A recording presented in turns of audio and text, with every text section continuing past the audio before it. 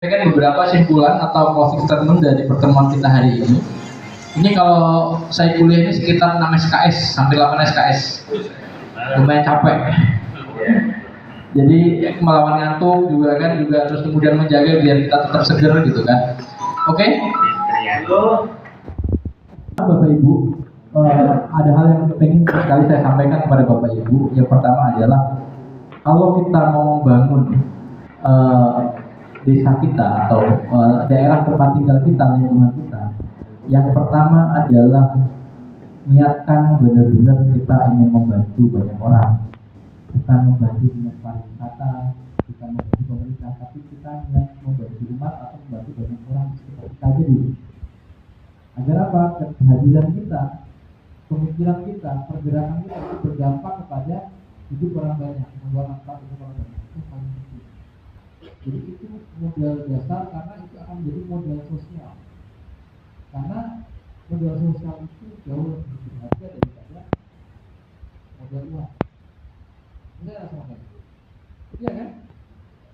Makanya saya selalu berusaha bagaimana, kenapa saya sangat tertarik menjadi dosen. Jadi dosen itu lebih enak menyampaikan. Jadi guru kesabarannya dibutuhkan daripada penyampaian. Karena saya menanamkan modal sosial saya kepada mahasiswa saya, kepada bapak ibu. Saya selalu bicara seperti itu karena apa? Karena percaya deh, kalau kita makan banyak, kalau kita nggak buang air besar atau garam kecil, rasanya gimana? Juga, kalau kita punya ilmu, kita punya pengalaman, kita punya trik atau apa, kita nggak sharing ke orang lain, kira-kira enak. Rugi nggak kalau kita membagi pengalaman kita? Enggak. Itu yang paling penting. Kalau kita melakukan kebaikan, rugi nggak? Kalau saya bicara sebagai dosen pendidikan Islam, bicara akhir, kayaknya kita nanti tausiah di dunia. Kita bicara tentang keduniaan aja. Kita di sini kita sebagai pelaku warga, apa namanya, garis,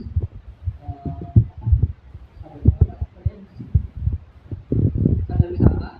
Katanya kalian bapak ibu yang membangun tempat kita di biasa aja di tempat wisata, itu memang harus benar-benar fokus.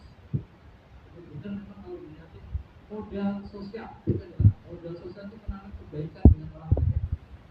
Karena kita nggak tahu nanti di saat kita menanam itu kita sejauh mana berkembang, kita nggak tahu. Tapi pasti kita akan berkembang. Beda dengan saya mau ini buat saya sendiri, saya mau kita nggak akan pernah berkembang. Itu yang paling penting. Lalu yang kedua adalah kalau kita mau membangun sebuah bisnis, sebuah pertama adalah, yang kedua adalah kita harus siap terbuka dalam segala hal, kritik, masukan, hujatan, nasihat, tapi ya kita harus siap terbuka dulu. Tidak boleh hubungan kalau kata orang atau baper. Tapi kalau kita dari bangunan ini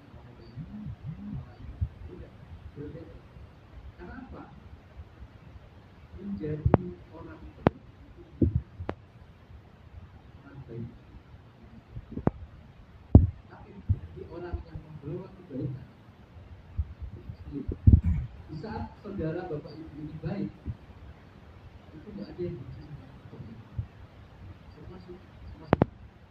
Tapi di saat bapak ibu berusaha membawa kebaikan, menyampaikan kebaikan, disitulah mulai nanti banyak orang yang mencemooh, mengkritik, karena gara-gara itu jadi itu harus benar-benar ditanamkan. Bapak ibu mau menjadi orang baik atau mau orang Jawa atau kata orang Jawa mau apik itu dan tapi pengen ngapiin nanti mulai. Nabi aja kan gitu kan. Nabi lahir itu gak ada yang musuhnya. Di saat Nabi menyebarkan agama, baru dia punya banyak musuh. Nah, jadi di saat nanti bapak ibu mulai bapak ibu banyak banyak tekanan, banyak kritikan, banyak ini, itu berarti bapak ibu sudah mulai tahap selanjutnya. Berarti level kita sudah mulai naik. Tapi kalau pergerakan bapak ibu tidak ada yang mengkritik, tidak ada yang peduli, berarti bapak ibu masih sebatas stagnan. Belum merasain namanya naik level. Kalau kita sudah, wah saya ribut sama habis, gara-gara saya pengen ini tapi sama ini bisa saya lagi bangun ada yang iri, ada yang rusak. Itu sudah diperhitungkan sama orang. Berarti perjalanan kita, pemikiran kita sudah mulai membawa dampak orang. Kita sudah mulai naik level. Itu yang seperti kita ini.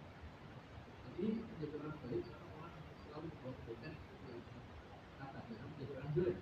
Orang baik aja kalau memang nggak bisa membawa kebaikan, minimal orang baik. Tapi kalau membawa kebaikan, minimal mental kita sebenarnya. Kemudian sadar media sosial, terus membangun personal branding. Kalau kita menjadi tokoh atau sadar wisata, saya nggak mau bicara lurah dan segala macam.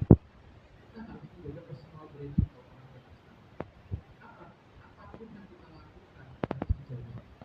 Jangan sampai kita memang dianggap bahwa ini baru mengalami sedikit kita udah mulai kelihatan. Wah, beli handphone. Wah, beli handphone baru. Wah, bulan itu nanti orang nggak mau. Harga nggak mau. Itu yang paling dijaga. Pola cara hidup kita di lingkungan desa itu memang lebih sedikit dari di kota. Di kota itu orang juga di kampung bapak ibu secara dinas tiba-tiba mobil baru, wah, oleh bantuannya bentuk mobil, jelas. Padahal bapak ibu habis jual warisan. Nah, itu yang paling penting. Lalu kemudian berikutnya adalah komitmen dan konsisten. Komitmen itu yang dijaga bareng-bareng. Konsisten itu ya tadi kalau mau bisa itu ya terus lagi. Biar apa? Perilaku visual kita sebagai orang wisata, perilaku kita betul-betul. Saya kalau nggak dulu, saya kemana-mana buat kamera. Ada anak foto, ada anak foto. Sekarang sudah mulai males. Kenapa? Karena saya terjun ke komersil. Setiap saya foto saya sudah ini. Akhirnya apa? Kualitas fotografi saya secara visual menurun. Karena saya perilaku visual saya menurun. Makanya dari itu, kalian kalau mau dapat angle yang bagus, foto wisata yang bagus, foto landscape yang bagus, harus digerakkan biar perilaku visual bisa. Tapi ini, foto dulu, oke. Kita jalan di pakai handphone. Bagus ini, ada apa yang miring ini? Foto dulu. Beda sadar. Nanti kalian coba kembangkan kalian. Besok foto lagi. Pagi aku pengen sunrise lah di tadi yang ini. Alhamdulillah. Pagi bagi lama-lama kita akan Islam. Bahkan kita mau sesuatu yang kayak biasa aja. Katanya fotonya akan cepatnya biasanya foto bapak kita. Kita nanti tidur di lampu. Terus lalu kemudian apa? Kalau kita mau fokus di zona ini, terus kita bisa berkasa dan sistem. Kesempatnya. Lalu bapak itu kalau ke wisata di tempat bapak ibu Kano, memilih beberapa video kan yang nanti setiap hari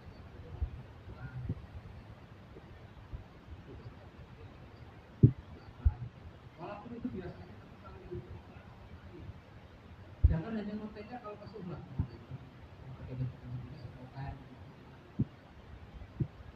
atau kita kalau punya anak bawa anak kita yuk kita makannya jangan membuat muncul dulu dimulai dari tetangga ini yang saya bilang tadi anak-anak yuk pada duluan yuk pada radio nanti tak videoin tak bikin ini kontenin karena itu cara-cara paling mudah dan paling sederhana yang bisa dilakukan oleh